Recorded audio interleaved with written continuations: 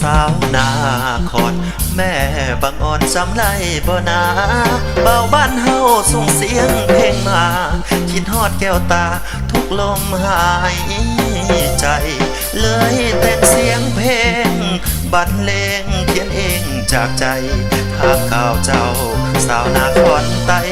คิดฮอดดวงใจสาวที่นาคอนเจ้าเป็นจังใดเจ้าอยู่จังใดบ่แม่งามงอนถามข่าวเขาผู้สาวนาคอนแม่บังอ่อนมีแฟนหรือยังและยินเขาลือว่าจอมขวัญนั้นเขาแต่งงานพวกอ้ายนี้มันแทบจะพังยานนางลืมคำสัญญาสาวนาคอนไตเคยสัญญาไว้สิบ่ทิมป้าเจ้ายิ้มมั่นใจ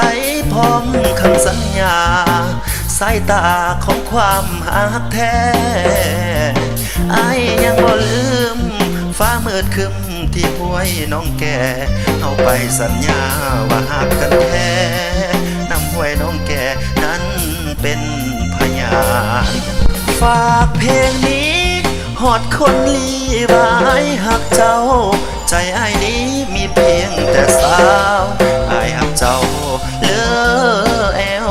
บางอ้ายเคยสัญญาสาบานกับน้องหลายครั้งหลังเหตุจบจากหลวงเวียงจันทร์จะมาหมายมั่นหักสาวนาคอน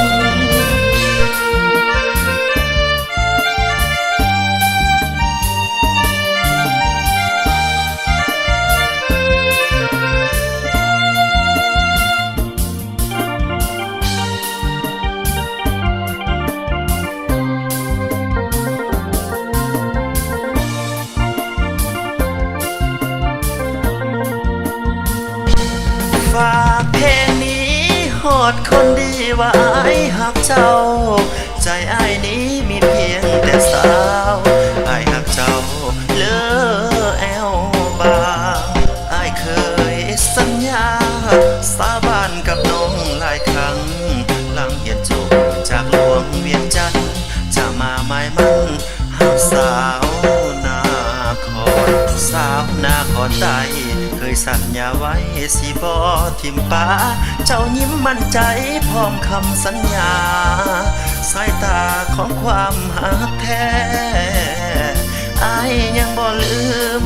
ฟ้ามืดครึ้มที่ห้วยน้องแก่เอาไปสัญญาว่าหักกันแท้